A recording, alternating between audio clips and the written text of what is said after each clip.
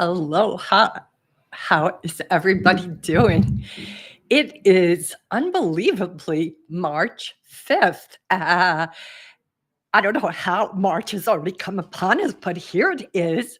And my name is Kim Ann Curtin, also known as the Wall Street Coach. And I do this almost every Wednesday where I do live coaching. This is to be a contribution back to the trading community. And it's also because I love what I do. I have been an executive coach and a trading coach for at least 18 years now. I think it might be 19. I'm losing track of the decades as they move so fast. And just to give you guys a little bit of context, my career as the Wall Street Coach began because of free live coaching that I did outside the stock exchange. Starting October 8th, 2008. This was just as the market had fallen about 500 points that day. And it was the start of the banking crisis, not the start. It had obviously started before that, but that was when the market tanked and there was a lot of layoffs. It was just a real messy time in finance.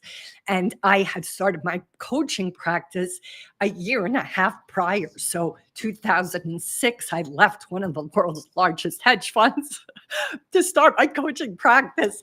And, to be quite honest, I was pretty scared because, I just walked away from a crazy good salary to start my own business.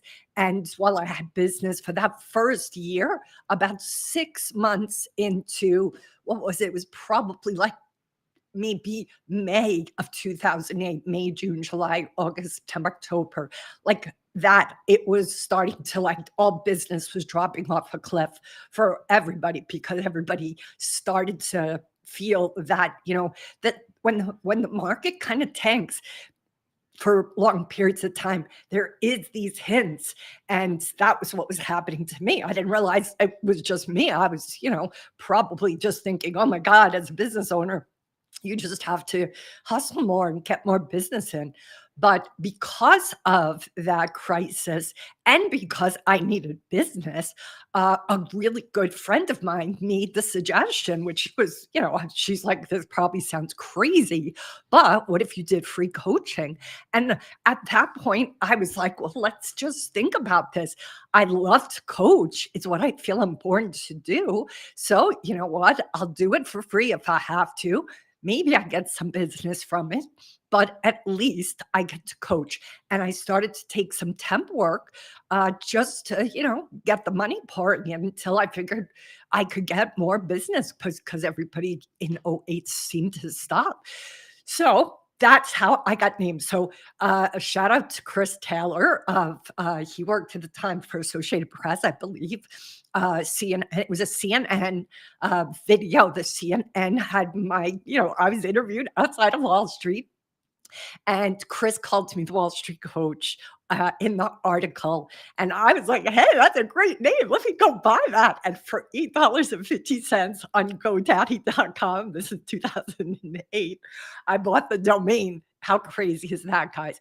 So, who am I? I've been coaching traders, especially for the last 5 years. I've always coached traders, but most of the traders that I coached actually over those 18 years in the beginning were certainly institutional traders, just because I had been in banking and finance at that point for 10 years, 9 years by the time I started my practice. So 28 years working with finance professionals, working with traders, working with executives.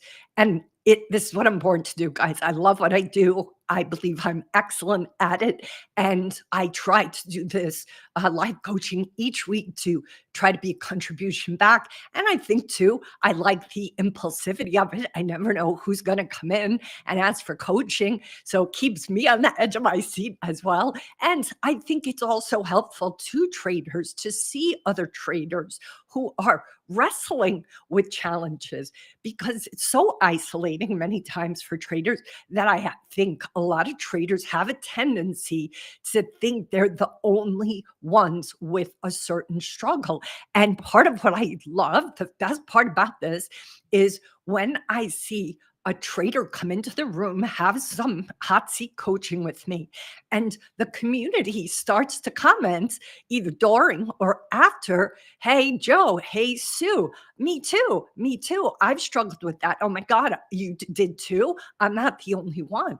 And I think that is a huge benefit for all of you traders to just realize, it isn't just you. This is more common than you would think. And this is part of what keeps us in, a stuck phase, guys, is when we have shame, when we think we're the only one.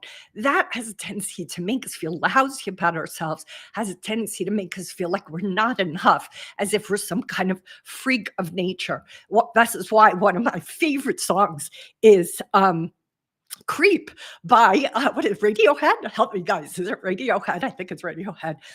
Because it talks about, like, I'm a creep. I'm a weirdo, right? Everybody sometimes thinks that about themselves.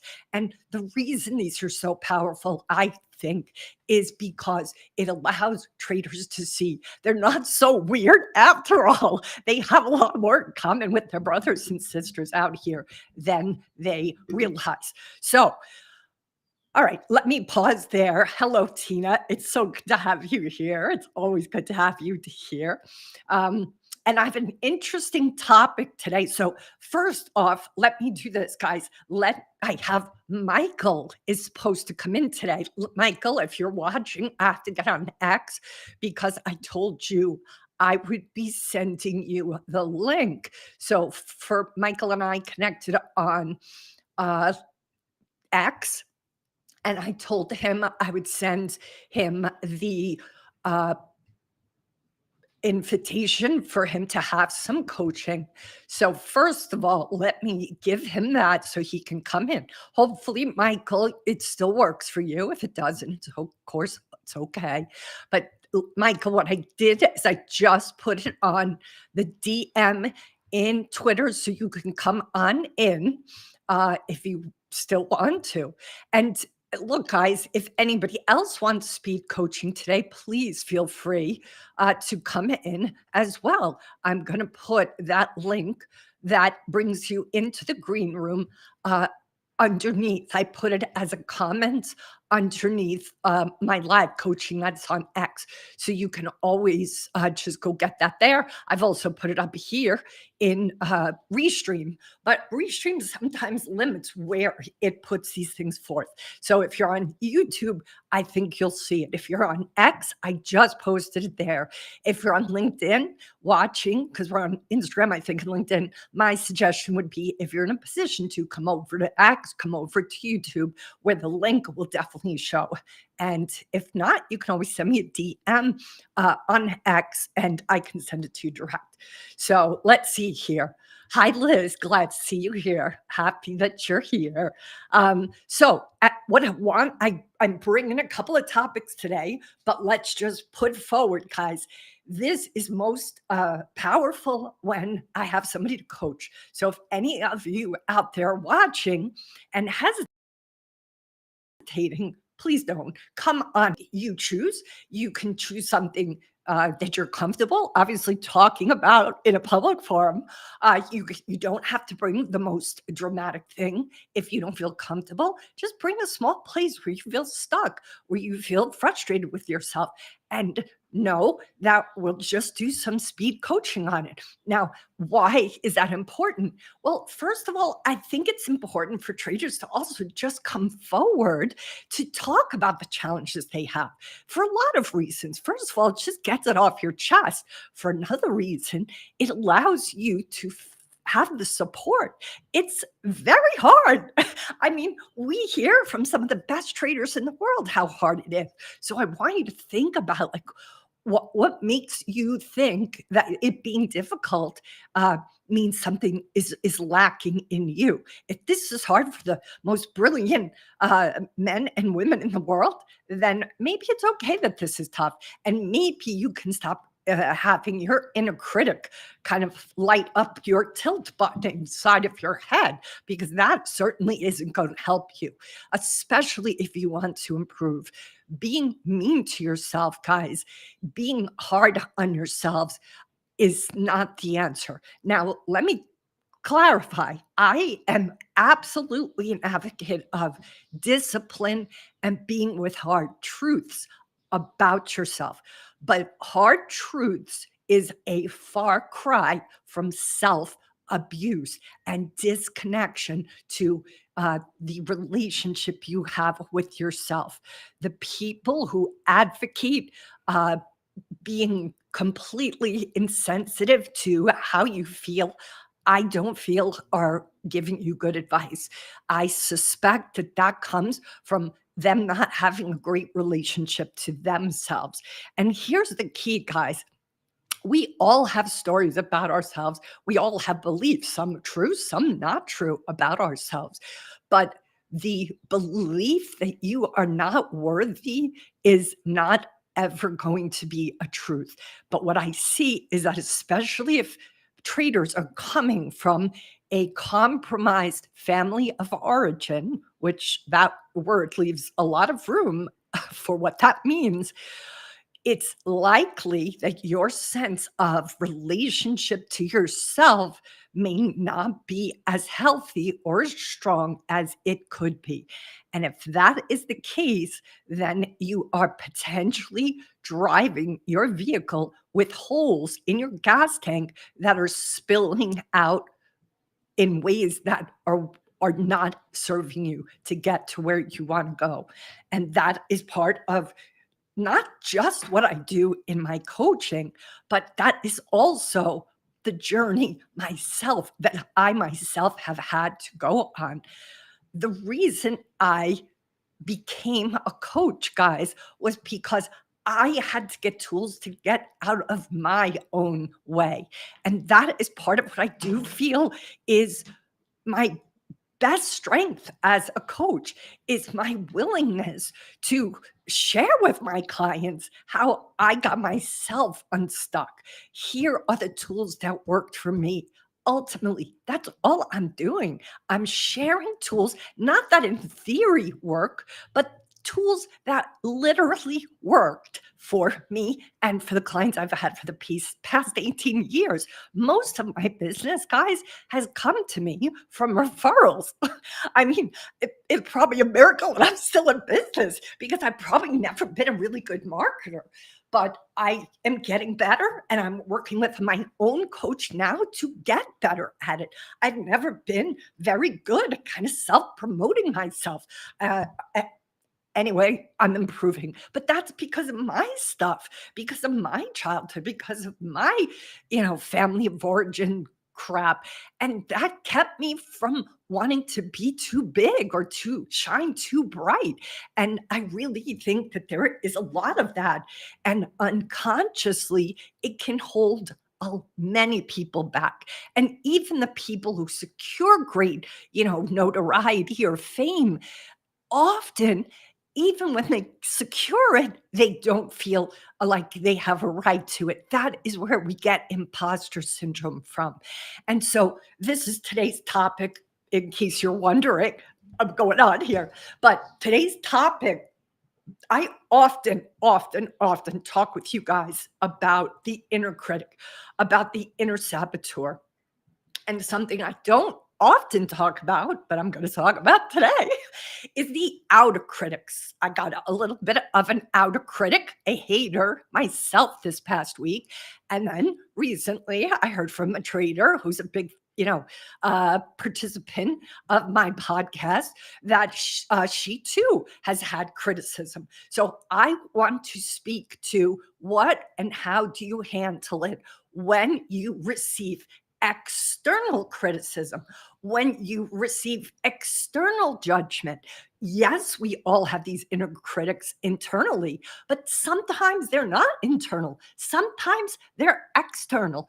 And I want to speak to that because it can be very confusing. It can trigger us. It can scare us. It can make us feel like, doubt ourselves. It can make us question ourselves. So, the term I want to speak about today, which I hope some of you have already heard, but for those who haven't, I will introduce it to you very happily today. It is called the Dunning Kruger effect. And here is what the Dunning Kruger effect is. And this is just a little description, but I think really getting, guys, how common this Dunning-Kruger effect is going to make a big difference, not just in your trading, but in your life. So here is the Dunning-Kruger effect. It is a cognitive bias that causes people to overestimate their knowledge or ability. It happens because people lack self awareness and don't have the skills to recognize their own limitations. Now, here is what I want to also share with you. The opposite of the Dunning Kruger effect is imposter syndrome, where people underestimate their abilities. So I want you to really think about this, guys, because there are a lot of the time, what you will discover is that the Dunning Kruger effect is in place. Often the haters, the external critics are people who come across incredibly confident, incredibly like they know what is going on, and their hubris blinds them, their ignorance blinds them to the fact that they don't. And the problem is the people who perhaps are not so confident in themselves, who come from a place often of not giving themselves enough credit, not giving themselves the benefit of the doubt, will hear a person who is so confident and so sure of themselves and think, oh my God, maybe they're right. and and then start to doubt themselves. And yet, it should be the reverse. The person who is infrequently feeling confident in themselves, feeling like they're an imposter, are often the ones who know what the hell they're doing, but they doubt it all the time. And the hubris-filled ones walk around like they got all figured out, and they are self-righteous, and they act like they have done like 47 studies on stuff, and they are just filled with hot air. So please, I want you to keep this in mind when you have anybody being a critic to you and filled with hubris and or self-righteousness. Or here's the big tell, this is the big tell, if when they are giving you their opinion, which PS you may or may not have asked for, I didn't ask for this, but I got it anyway. I want you to take a look at the person's motive. Are they coming from a place of hoping to be a contribution to you? Or are they coming from a place of gotcha? Because the gotcha energy has a certain tone to it, guys. It has a certain kind of pleasure in their turning of the screw that they think they've got you on. You've got to become a really good steward of hearing the difference. When a person comes in, even with a hard truth, with love, with concern, with a desire to see you up level, the energy, the wording, the sound is going to come from that clean place. But when the energy is, who do you think you are? Or how dare you? That energy, even if it's somewhat masked, is still going to show up. So I want you to think about the last person that you asked advice from or didn't, and they gave it to you anyway. What energy were they coming from? Can any of you relate to this? Can any of you relate to what I'm talking about?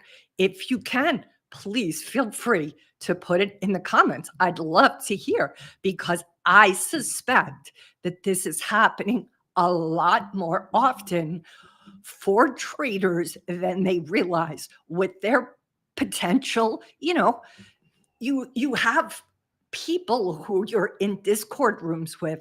You have people on X always weighing in on different things. But you have to really ask yourself, what is going on with the person who's giving me this advice?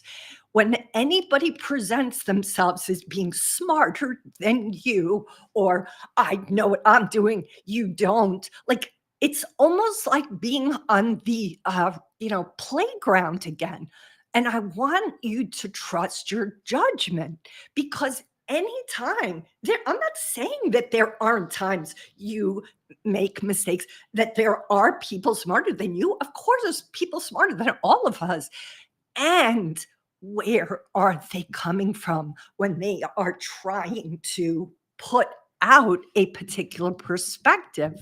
Because if they're coming from a place of wanting to make you wrong, if they're coming from a place of criticizing you because they are so sure of their opinion, you've got to be careful because it's very possible that person is not even close to accurate in how they are interpreting things because their ego, and this is the key part, their ego is driving their bus.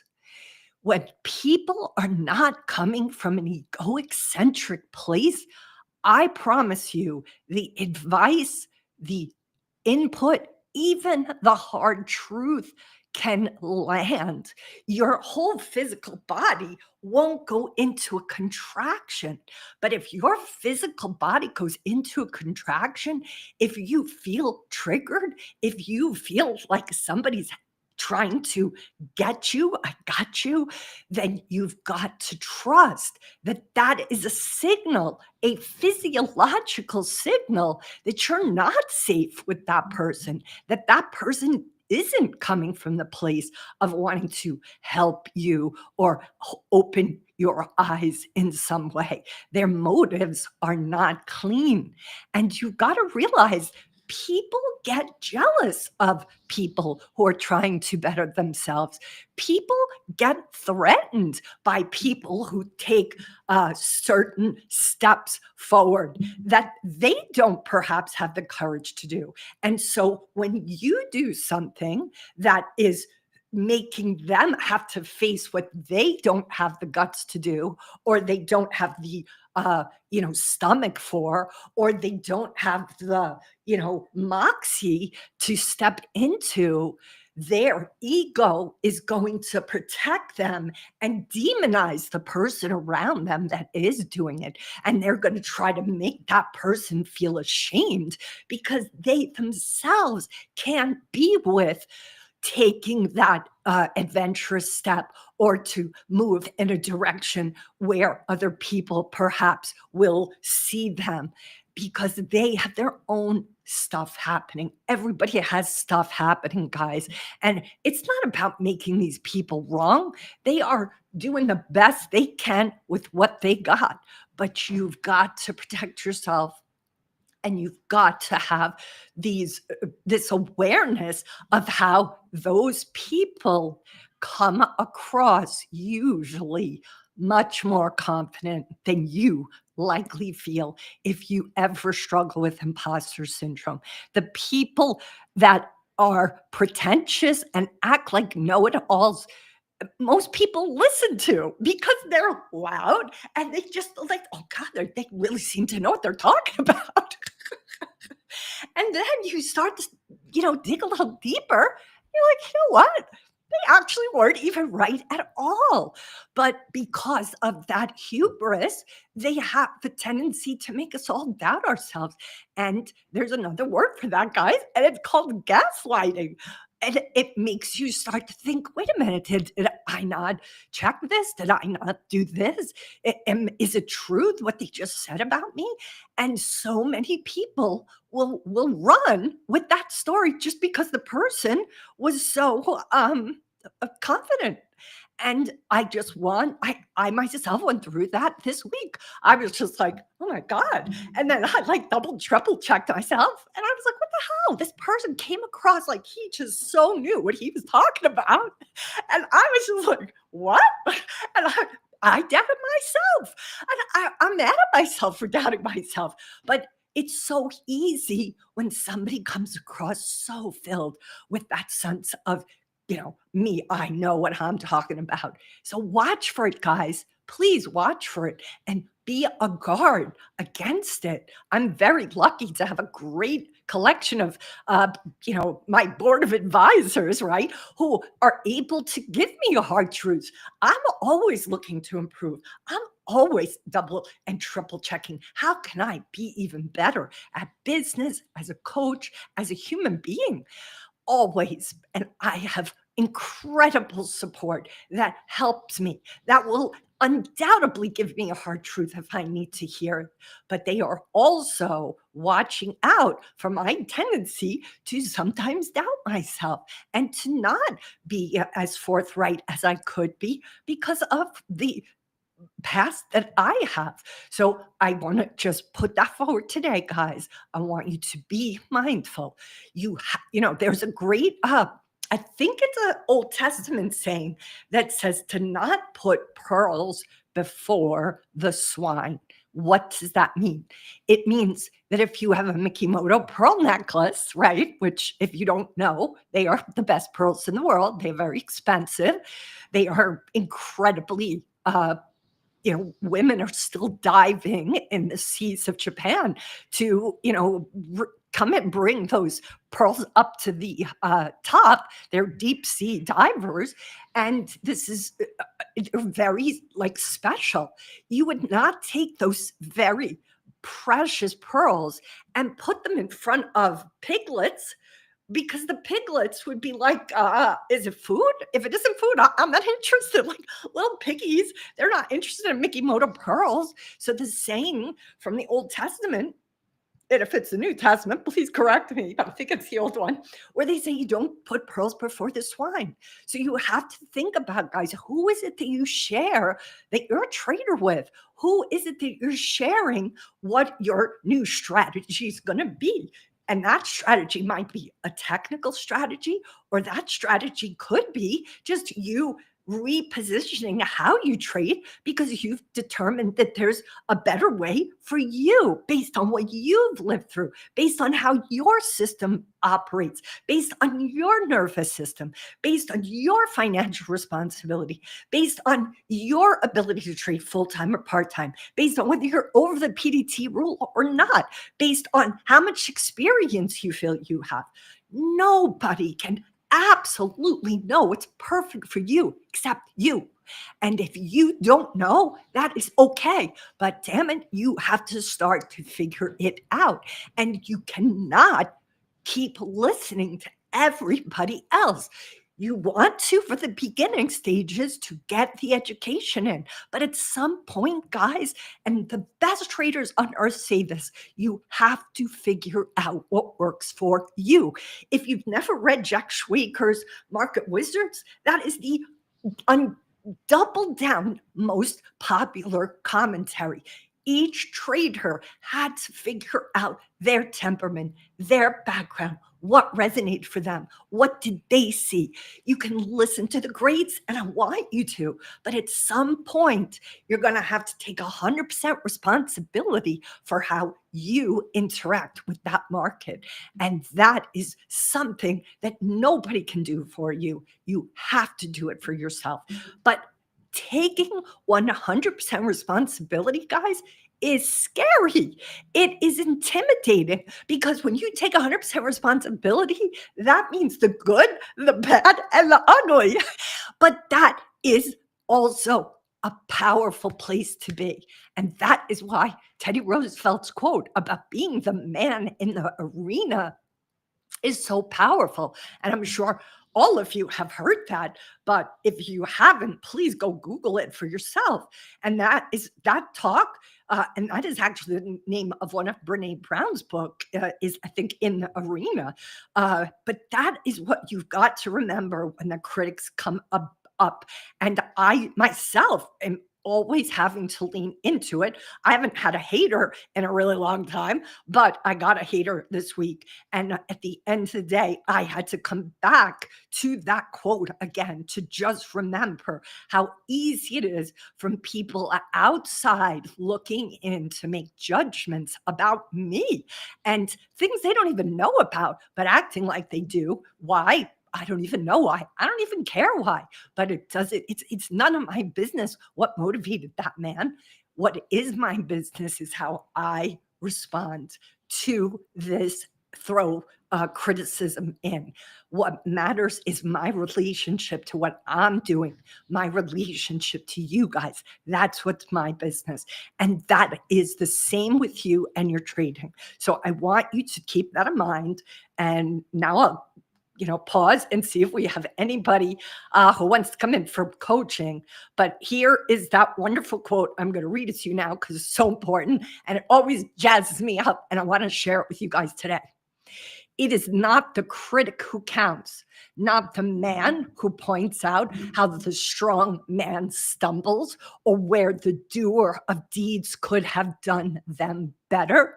The credit belongs to the man who is actually in the arena, whose face is marred by dust and sweat and blood, who strives valiantly, who errs, who comes up short again and again, because there is no effort without error and shortcomings, but who does actually strive to do the deeds, who knows great enthusiasm and great devotions, who spends himself in a worthy cause, who at the best knows in the end the triumph of high achievement, and who at the worst, if he fails, at least fails while daring greatly, so that his place shall never be with those cold and timid souls who neither know victory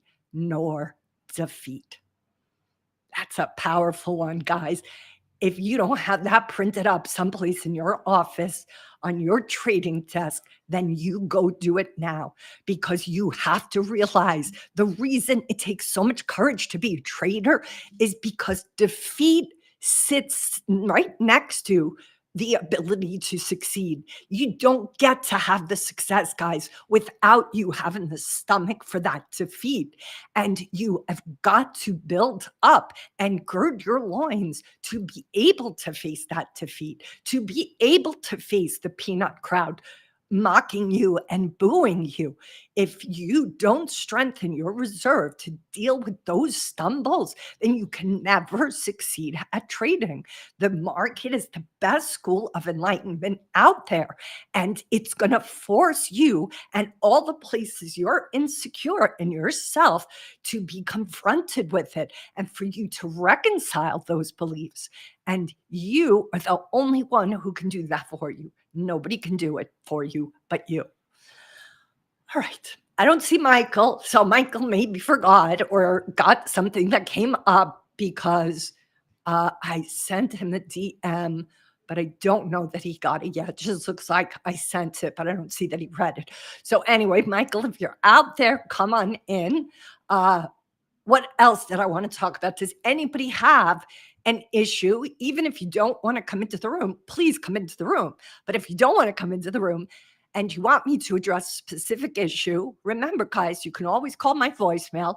I call it the Trader Vent, and it's 646-828-7736. You can always leave your voicemail there the day before. Also, wanted to ask you guys, do you want me to do this twice a week? I've been thinking about it because I kind of miss you guys. Seems like it's been a long time each week. I used to do it twice a week. I wasn't sure if that was taken off, but if you do, put in the comments, yes, Kim, twice a week would be better. And then I'll see if I can pull it off. All right, techniques, trader. I started trading 3 years ago, and for the first 2 years, I lost all the time and blew two accounts. My trading is now in a good place, but I just can't size up to the fear of losses in the past. Okay, techniques. That is a great question. I'm going to ask you a question, and just tell me if you can or you can't. Is there any chance you're open to coming into the room for the coaching one-on-one? I can try to answer this, and I will answer it, but it probably would be a better conversation if I was able to talk with you. But if you'd rather not, that's cool. I just thought I'd ask in case, because I feel like there could be a little bit more within what you've written here that I would like to pull apart. But you just tell me if you'd rather not, that's cool. But here's the short version of what I'm going to say, right? Because there's some more questions I'd like to ask you.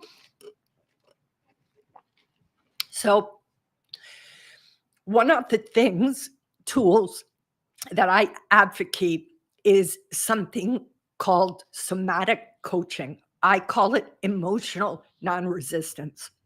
So here's my question, techniques. Do you feel that you have processed emotionally what I can, because I'm listening on my phone? No problem. That's okay, techniques. So here's my question. Those first 2 years likely traumatized you, right? Likely left an imprint upon you that possibly you haven't unhooked yourself from. And so if that old and, shaking up 2 years hasn't truly been processed, then I'm going to recommend you start to process the grief, the anger, the disappointment, the fear, all the things that you experienced in those first 2 years, and all of those two accounts that blew up created for you. Because in my experience, whenever we are stuck, it's usually because there are feelings we have yet to allow ourselves to feel and to process. And so for myself personally, I've shared this with a lot of people. I have done so much work on myself and started when I was 10 years old. And when I was in my 30s, I started to get exposed to somatic work. There were two books that were life changing for me, techniques. And you don't have to get both of them. I read a lot, I talk about books a lot. Whenever anybody here hears me talk about books, it doesn't mean you have to read them all. Maybe you'd want to read them all, but don't feel the pressure. Just look at the books I mentioned, see which one speaks to you. So there's two books I want to speak to, techniques, and you don't even have to necessarily read them. I'm going to speak more about this. But the first book that I read was a book called Waking the Tiger. And this is by Dr. Peter Levine. And that book had a huge impact on healing my own healing journey. I had a lot of trauma from my childhood, from my past, that I had not processed. That book began a journey for me to start to process that. Those very hard to be with feelings. Now, let me say this, techniques. This is not a fun freaking process. You don't get, to the end of your day, 6, 7 o'clock, and kick back and say, what I want to do is go feel those hard to be with feelings. Nobody wants to do this. It's not fun. But in my experience, it is necessary, because often what's happening is currently you possibly have all those feelings getting re-triggered because they haven't fully dispersed from you. This example that Levine gives, I want to share with you, techniques, just to get you into the frame of reference. He talks about how the brain is always seeking completion. And so he gives the example of a earworm. I don't know if you know what that is, but an earworm is like, you hear the end of a Britney Spears song. You hear a Britney Spears song in your car, and before the song is over, you get to your location, you get out of the car, and then, oh my God, why do I keep hearing the same line over and over again? That song is stuck in your head. Do you know why? because your brain is wanting to get to the end of it. Do you know how you get rid of a brain earworm? You go and listen to the song till the end. So there is part of how our system processes that we like to put a bow on it. The brain likes to come to the completion. It's like a record skipping. And if there is a really hard experience that we had from past training that you experience, it's possible you haven't fully processed that and discharged it. And so it's kind of staying in the basement of you, so to speak, because you haven't allowed that to come up and move up and out and through you. The second teacher whose book I want to speak to, again, techniques, you don't have to get them both. Maybe you just get one of these two, or don't get any of them, is Raphael Kushner, The One Thing Holding You Back. Raphael's technique is the technique. I worked with Raphael. He was the coach that I hired after Peter Levine's book, and I had read all of Raphael's book. The book that I want to recommend to you is called The One Thing Holding You Back. And he specifically in that book walks us all through how to serve these hard to be with emotions, these hard to be with traumas. And that technique is what helped me have major breakthroughs, because I had a boatload of hard to be with emotions that I had never allowed myself to feel. And PS techniques, Raphael Kushner was a guest on my podcast a year ago, 2 years ago, I'm not sure. Tina is our administrative representative of sequencing of podcasts. I'm just kidding, Tina. I'm just kidding. But anyway, Raphael, I think, was on my podcast 2 years ago. So just look up Raphael Kushner on the Wall Street Coach podcast, and you're going to see that conversation with him. And you're going to also hear me talk about my process with Raphael, because it was hard. It was hard. And yet it changed my freaking life techniques. So my suspicion is that those blown accounts and all the pain associated with them and the triggers associated with them possibly are being reactivated and are preventing you from being able to size up. Remember too, though, this is just a generic kind of like technical statement I want to say. And you can answer this even in the comments. If I suspect this isn't the case because of the way you worded it. Okay, good. I'm so glad. That makes so much sense. I'm glad. Good. Yes, get those books. Perfect. Watch the Raphael Kushner conversation too. But I suspect here techniques, because you don't reference this, so you tell me. But standardly, if a trader has a fear of loss, it tells most of us that your risk management isn't possibly proper, or it tells us that you're not proven your strategy yet. Now, you didn't bring that up, so I'm presuming you have a proven strategy. And if you have a proven strategy, I'm going to also ask you, do you have proper risk management? If you don't have proper risk management, and if you don't have a proven strategy, then those two things have to be addressed first. But if those two have been addressed and you still find yourself struggling with sizing up, then I would say what's afoot is an old experience that hasn't fully discharged. And part of what Levine teaches us is that emotions live inside the body. And you also will get this, not that you have to read this book, but I just want to put, stuff forward that talks about this today. Even Gabor Mate has a book called The Myth of Normal. And that book talks at length about how much trauma can mimic illness in the body, when often it is the trauma that illness comes forward from, because certain traumas haven't been addressed, haven't been dealt with. And I want to say this also, just for everybody listening. There's something called the ACEs test. It's okay. So technique says I have two setups that work really well. I just have a fear of sizing up, just feel mentally scarred from the past blowups. Yeah, that makes total sense. Techniques. I'm glad that you identified that that's true. You do have that they work well. So, yeah. So, here's the thing, techniques too, that I want to say to you.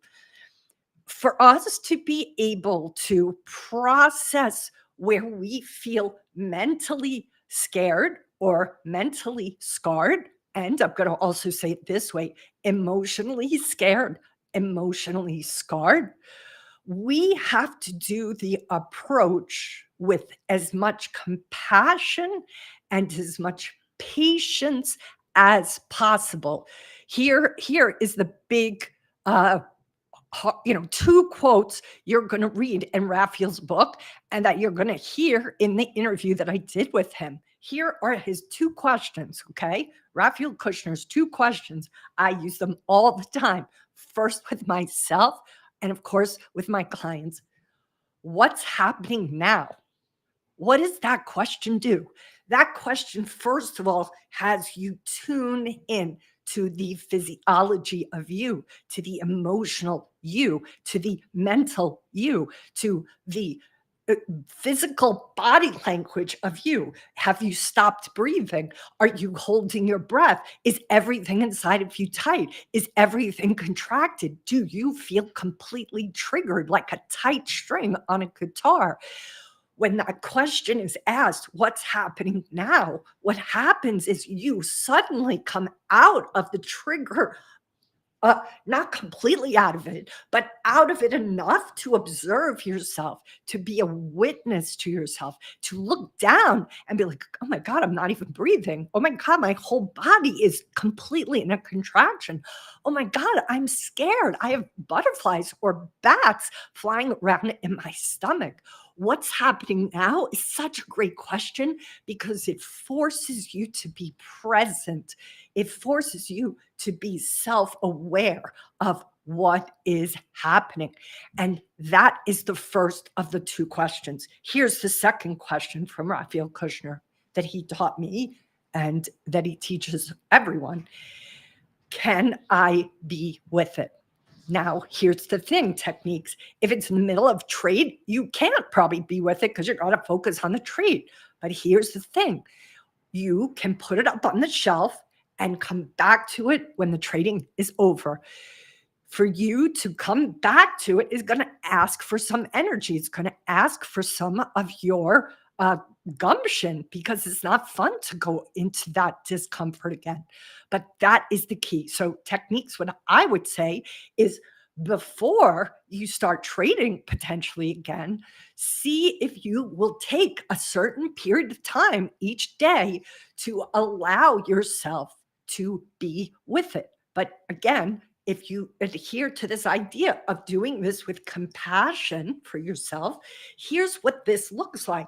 Let's say you are able to see what's happening now, and then can you be with it? Maybe as you start to feel these feelings, you would tune into your body. This is not an intellectual process. Let me say this. This is an emotional, physical, somatic process, guys. You cannot think your way out of your feelings, okay? I'm going to say that one more time. This is not a cerebral practice. You cannot think your way out of your feelings. And this is very important because a lot of traders are disconnected from their bodies. They have completely cut themselves off from the physicality, and their physicality is got so much knowledge. So, if you first take, I like to use the description, take a metaphoric elevator from your brain into your body. Notice the places the body is tense. Notice the places the body's in a contraction. Notice the breath. Notice any kind of fear, pressure. Some people feel a pressure literally on their chest. Some people feel pressure on their shoulders. Some people feel like their head's in a vice. These are all somatic signs that there is something happening for you. And the key is you are going to need to gently step into feeling it. Now, on one hand, feeling it is going to feel uncomfortable, but there is a level of discomfort that is you going on tilt, and you don't want to do that. So, even Raphael, his advocacy is you do small bites. Maybe you're in that emotion or difficult feeling in your body for 5 seconds, maybe 10 seconds. You do it, go with, this is his favorite phrase. It's my favorite phrase. I give him 100% credit for teaching me it. Here you go. You go as fast as the slowest part of you can go. That means, Techniques, you aren't going to force this upon yourself. You're not going to force it on your body. The way the nervous system processes is it has to feel safe. It has to feel it's okay. And if any of us start forcing ourselves to feel feelings that we're not ready to feel, we're going to put our pinball machine on tilt. It's not a good thing to do, right? I don't know if you've ever heard this story, but apparently G. Gordon Liddy, who's probably, somebody you guys most you youngins haven't even heard of, he was involved back in the day with, I think he helped do Nixon's break-in of the water, what was it called? The Watergate break-in. Anyway, G. Gordon Liddy apparently had a fear of lightning. So you know what he did? He tied himself to a tree during a lightning storm. In other words, Techniques, don't do that, okay? But that's what some people do. They do these crazy things. They push themselves so hard, and it's not the way the system resets itself. And ultimately, this somatic work, in my experience, has the power to reset us. But we have to go about it with gentleness, with compassion, and with making our central nervous system feel like it's safe and that we are a trusted caretaker of it. So if you can bring and approach these Techniques with that kind of compassion, like you would to a little kid, if you have a picture of yourself as a little kid, it just makes it come home. Like, we are still those little kids inside of us. And whatever happened to us in the past with us today. All right. So Technique says, thank you so much. This has helped. I will get those books, watch the interview. Also, I used to listen to you on the Steady Trade podcast a few years ago and always got great advice. Thank you, Techniques. I'm so happy that this helped. I'm so glad for the question. Such a great question. I know, and I'm sure we're going to see it any minute now, that other traders struggle with this too. So good job you for coming forward with it. Good job you for, being forthright and sharing what the struggle has been for you, because I hope know damn well you sure as heck are not the only one struggling with this. It's really, really important for you to know that. So I just want everybody who's listening here, who potentially has gone through this, who has had struggles with this, to maybe just show Techniques some love so that he knows that, or she knows that they're not alone, because you're not, Techniques. So I really want to know what happens. Tell me, give me the update, how it goes. And don't forget, I have that complimentary trader check-in. See, Tina's like, yep, here's the trader check-in. This is a good thing to use as well. Techniques, I'm going to give you this. This is like kind of a checklist that I recommend for traders to take a look at the start of their day, to really get a sense of what and where they're at coming into the market. You have to realize, guys, you are not robots, right? If you've had a fight with somebody, a good friend, somebody cut you off in traffic, when you drop the kids off at school, or if you're dealing with elderly parents who have health issues, or you yourself have health issues, or, I don't know, you drop your eggs and they all break in the kitchen accidentally. Like, all of these kinds of experiences that are happening around anything a trader's life is going to come with you into your trading. That's why there are days when it feels like you're in a flow state, and why there are days when it feels like, what the hell just happened to me, right? This is because we're constantly in flux. And for you to be able to become a streamlined, neutral trader, you first have to be able to identify the states that you're in and not deny them, not ignore them. Doesn't mean you have to let them hijack you, but how can you stop them from hijacking you if you pretend like they're not even there in the first place? That is just lying to yourself. That is you just being completely disconnected to the majority of your being. You can still choose to stay neutral, but you're going to have to allow for some space outside of your trading for all of those emotions that are not neutral to be felt, to be discharged, to be experienced. Because when emotions are shoved down for years, if not decades, I promise they will out themselves. But the cost of them outing themselves often is sky high compared to what it would have been like had we just been with them close to that period of time when they happened.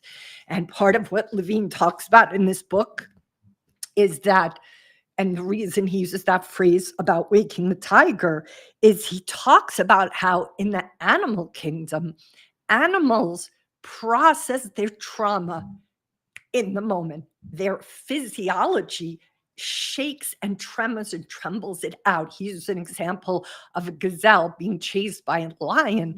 And if that gazelle escapes the jaws of the lion, before it will return to its tribe, herd, it will just go and find a spot behind the bush to shake and shake off, tremor off, tremble off that trauma. And what he says is, animals are facing life and death situations, sometimes multiple times a day, and yet they don't have trauma. And his theory is it's because they allow themselves to process it and discharge it, whereas mankind has not been culturally encouraged, and especially in this world we're in today, where very few people are even getting outside sometimes, that sense of being able to physically discharge is being stopped.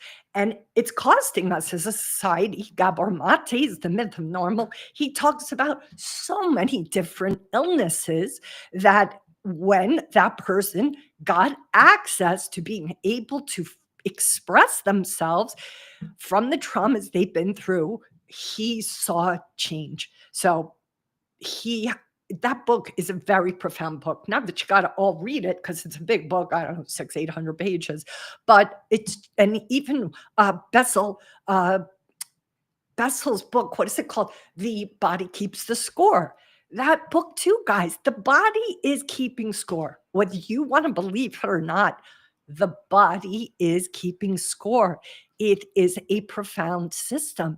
And the challenge is a lot of the way the body needs to process things it's been shamed. We've been shamed to not let our body do what it needs to do.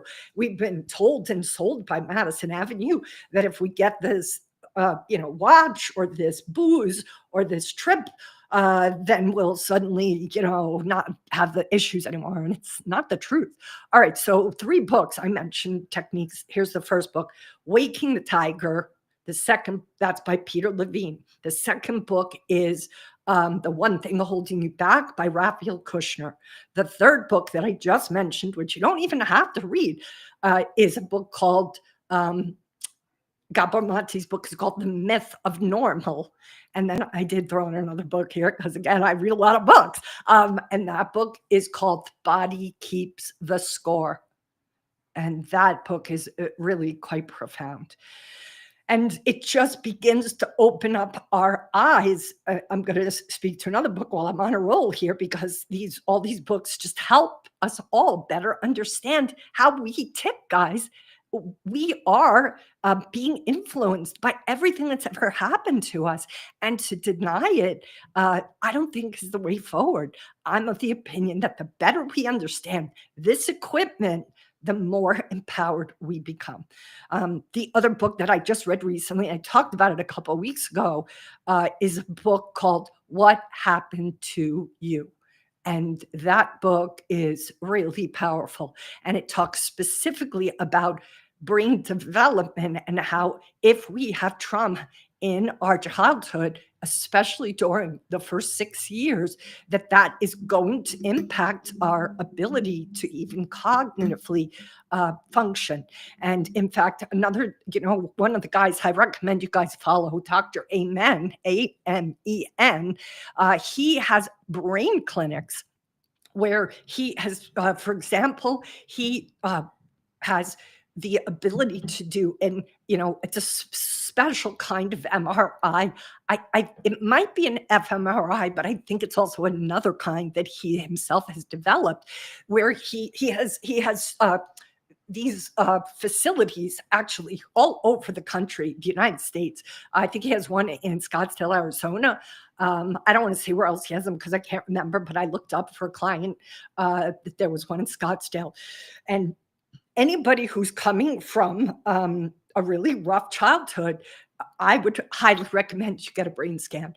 One of the things that he's been out, he spoke about, of course, he's got permission from his clients, is he did brain scans on Miley Cyrus and Justin Bieber, and saw, on the developmental, they both had a lot of fame at a very, very young age, and that compromised their brain's development in ways that made them both more susceptible to addiction, which they both were struggling with, and part of why they went to him. So if so that's what I started to say earlier, which I got sidetracked. So I just want to speak to this. So let me just find this quick. I really want to recommend to everybody here, especially the traders who are listening to us today, to do this test. It's called the ACE test. It's free. It's online. Let me just find the best website to give you guys. ACEs is Adverse Childhood Experience. So here is a link. Let me just put it in this. Let me just post this up here. So I would strongly recommend everybody do this ACEs test. It takes you seconds, guys. It's so quick. It's so easy. What does this do? Let me put this here up on X as well, because I think it's super important. This is a test that was put together. It's a questionnaire to identify where and how and what level of adverse experiences you may have had as a child. And this score can actually indicate where and how you could be impacted physiologically in your health. So please do that for yourself. I can't remember my score off the top of my head, but it's higher than I wish it was. That's for damn sure, because of the very unusual, challenging childhood I went through. And so, but for traders especially, guys, you have to be aware of, if you have had, and I think it's such a great worded, and I want to use that word more often than trauma, because I think a lot of times when people hear the word trauma, they're like, I didn't have trauma, Kim. But then the story continues, and it's very apparent that they had very serious adverse childhood experiences. And I think that word, adverse childhood experiences, puts it more in a normalized way. And at the very least, this ACEs test gives for all of us perhaps a willingness, a permission to not be so hard on ourselves, because any of the things that you are currently doing personally or professionally, in your trading, in your life, it is all going to be part and parcel of the experiences you're coming from. How could it not? We are not able to just put our brains, I'm just in this life now. Uh-uh. You're bringing with you all the experiences you've ever had. I'm not saying that that's okay for you to make excuses about, but if you are not being disciplined, if you are not being true to what you say you are going to do, if you are terrified and petrified to make mistakes, where the hell do you think that came from, guys? It didn't come from you licking it off the wallpaper. It came from a certain experience and or multiple experiences and or potentially adverse experiences. And the way you don't get necessarily short circuited is you have to heal whatever that previous encounter was. And that's the heart of what we were just talking about, techniques, right? You had a blow up. Now, that blow up to begin with possibly was triggered by a childhood adverse experience. The fact that you even blew up, what informed that? That is a good place for you to begin. How come you blew up twice? What was it that contributed to those blow ups? Was it because you couldn't take a loss? Was it because you didn't manage your risk? Was it because your ego had to be right? Like, you got to take a look. And this is where the hard truth part comes in, guys. I have my Diet Coke. Don't tell Brian Johnson. I know he gives people so much shit when they put on X. I'm having a Diet Coke or I'm having whatever they're having. And then he just bam slams with all the data of how we're killing ourselves with our Diet Cokes. Oh my God. It's like my one guilty pleasure. It's not my only one, but it's the only one I'm going to talk about here. All right. So why am I suggesting do the ACEs test? Because I want you to just be in tune to the fact that who you are, how you show up as a trader every day, how you show up as a friend, how you show up as a colleague, how you show up as a husband or wife or girlfriend or boyfriend, how you show up to your kids, how you show up to adversity, how you show up to Donald Trump, how you show up to anybody and everything from traffic jams to forgetting the milk when you get back home. All of these things, guys, aren't the issue per se.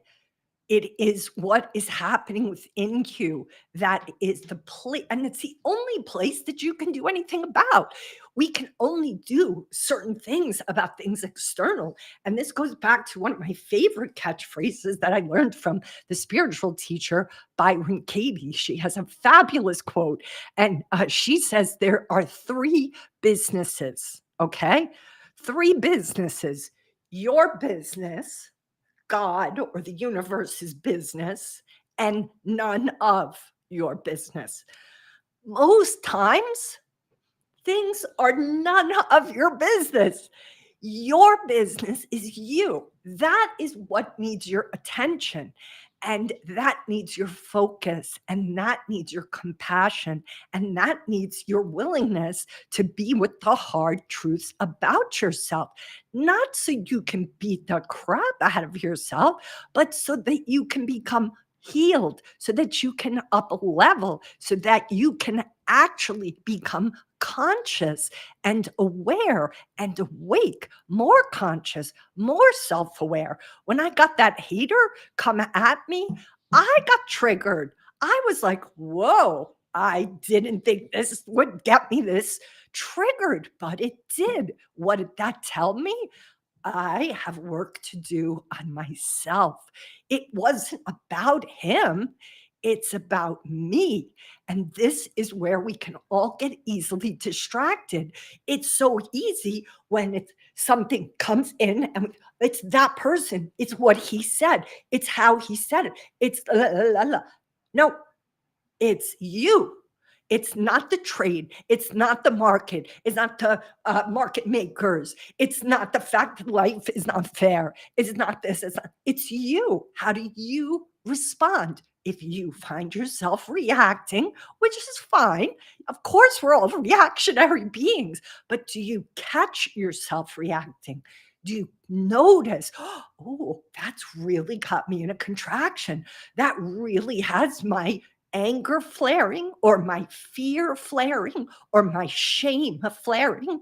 Is it power? Is it safety? Is it, what is it? It's power and safety and value. Usually, guys, whatever we're triggered over, one of those three are being lit up. So ask yourselves every day when a specific thing goes pear shaped in your trading, what is being triggered in you? And I would say techniques, that's a good place for you to also inquire. Is it power? Do you feel out of power? Is it safety? Does it light up for you the fact that you don't feel safe? Or is it value? Is it a sense of you not being enough? Or now you lost, so you're not worth it anymore. You're just, completely XYZ, fill in the blank. So just keep that in mind, guys. It's a really good checklist uh, that we can all reference when the shit hits the fan. We want to ask ourselves, what is being triggered? Is it my relationship to safety? Is it my relationship to power? Is it my relationship to value? And that is a great place to start to do an inquiry, because at the end of the day, whatever is coming into us, it's our responsibility to find out how and where is there a place within us that still needs our attending to, our healing, our patching, our willingness to pour the peroxide, which is consciousness, right? Pour the peroxide on the wound of unconsciousness, on the wound of untruths, on the wound of not thinking we're enough or that we're in a position to handle it. And if we have old experiences where we were kids, guys, when you're a kid, you don't have any of those three. You can't create for yourself power, value, or safety. When you're a little kid, that is part of why anything that happens adversely in our childhood has such a lasting impact, because we have none of those three things if we are in an adverse environment. The children and those adults today that were lucky enough to have parents that respected them, that tended to their needs, that fed them, that paid attention to them, that didn't give them the experience of neglect. I mean, neglect is overlooked a lot of times. You're like, well, nobody beat me. But that in and of itself isn't enough, just not being beat, guys. If you were neglected, if you weren't given any attention for your emotions, for your feelings, for your life, if you didn't have this sense of somebody looking out for you or somebody taking care of you, that's neglect. And kids can't self-soothe. Kids can't encourage themselves. Often what happens is that kids will cut themselves off from their emotions if they don't have an adult to help them process it, and they will go numb and they will push all their feelings down. So in my experience, I know for myself and a lot of the clients I've worked with, that is what happens. There is a disconnect between a client willingness to feel their feelings and thinking, well, if I just stay up here, Kim, and think all the time, I won't ever have to feel. And what I would say, based on all the brilliant doctors that have done these studies, is it's just not the way we tick. Just not the way we tick. And Peter Levine, I've tried to get Peter Levine on my podcast, but he's just blown up. I read his book 20 years ago. And I think due to a lot of reasons now, Levine is just way more popular. So he's on, really big podcasts. I mean, our podcast is big in my opinion, but it's not big compared to the millions of other podcasts out there. So I think, doesn't come on mine because mine is maybe a little too small. But I really got, if I ever get Peter Levine on our podcast, guys, I will be the happiest little girl, because that man's book completely changed my life. It was so profound for me. I wanted to just give you guys a heads up too, to prepare for this. And I'll also have to check the time because I've just kind of lost track of time today. It was such a great question Yeah, I definitely went late today. So techniques, thanks so much for your great question. What did I want to speak to here? I just wanted to give you guys a heads up that, let's see here. I think it's the 17th. Yeah. So it's a little bit of not, what is it? A little bit less than 2 weeks away. Um, I have Dr. Platt coming on. He's a neuroscientist. I think you guys know I've been trying to have John Coates on too. John Coates is the author of The Hour Between Dog and Wolf, and he is this former trader that became a neuroscientist who identified that a trader's testosterone levels in the morning could predict their profitability. And so Coates, I've been emailing him for 12, 10 years since the book came out, trying to get him on this. Well, I only started the podcast 4 or 5 years ago, but I've been reaching out to him since I read the book because I was so impressed with it. So anyway, long story short, until Coates is on, which hopefully one day he will come on. He said he would come on. I saw Dr. Platt on the Huberman Labs. He was on 2 weeks ago. If you guys follow me on X, you would have seen that I retweeted that episode. And Dr. Platt is a neuroscientist, and he talks a lot in Huberman Labs about the physiology. He is coming on my podcast. I'm so excited. I wrote him as soon as Huberman dropped. I was like DMing and going after Dr. Platt. I was like, will you come on my podcast? And amazingly, he said yes. So not only will Dr. Platt be on, and I've already told him our audience are primarily traders, and I spoke to him about all the struggles you guys have. So he knows exactly who this audience is, and he's going to be able to speak to decision making. He's going to speak to the experience of scarcity, all the issues you guys struggle with. He's ready to come in, and he's going to do an X space. So I'm going to do a podcast interview with him. Usually I do that 30, 45 minutes. And then I'm going to move over to X on St. Patrick's Day, March 17th, which is a Monday, because his schedule is so busy. That was the only day he could do. So look forward to that.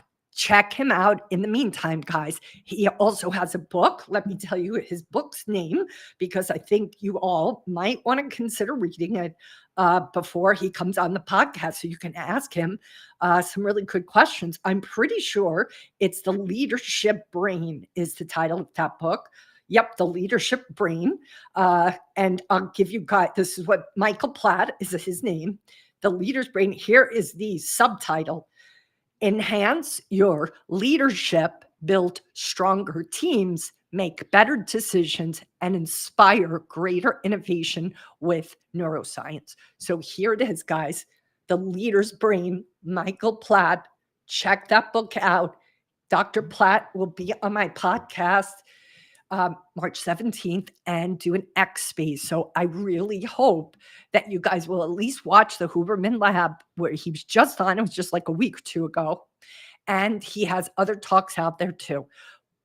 Watch him and prepare your questions for that X space so you can come to it and ask a incredibly brilliant neuroscientist questions for yourself and your trading. This is a very rare opportunity, because he's not somebody that sees clients one-on-one. So if you come to that X space, you're going to be able to talk to him and ask a trading specific question, which not only will help you, but the whole trading community. Of course, I've got lots of questions for him, but I love taking your questions direct, guys, because you are in the trenches, so to speak. All right, I'm going to wrap this up. I wonder if you guys want me to do this live coaching more frequently. If you want me to do it twice a week, not just once a week, let me know. And any questions before I go? I feel bad because we have 200 people here now. So I hate leaving when we just have that many people here. So any last minute questions, guys, or even if anybody wants to come in for some speed coaching, speak now or forever hold your peace, or at least till next Wednesday. I just put up the link in the restream. Let me press And there you go.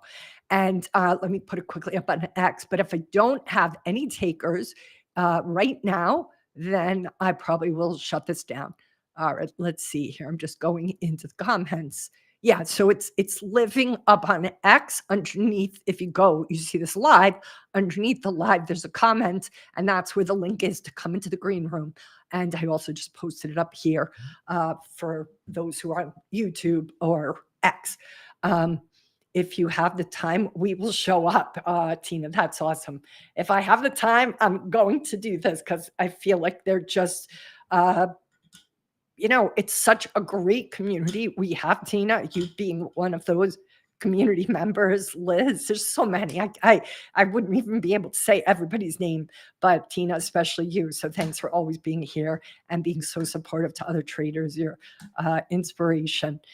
All right, guys. Well, this was just always good. Thank you, Techniques, for asking such a valuable question, for being vulnerable, because I know you're being contribution to other traders just by doing that. All right, guys, always a pleasure to be here with you. And I'm always here for you guys. Please feel free. Dopamine hit. Phew. All right, Eric, I'm not sure what that means, but hopefully today gave you a dopamine hit. That's what I'm hoping anyway. A healthy dopamine hit. Oh, good. Yeah, good. Awesome. All right, so I'm sending you guys all lots of good vibes, and I want you to be careful out there. It's been a wild ride for the last couple of weeks. Take good care of yourselves. Be kind to yourself. And hopefully, I will see you guys next Wednesday right here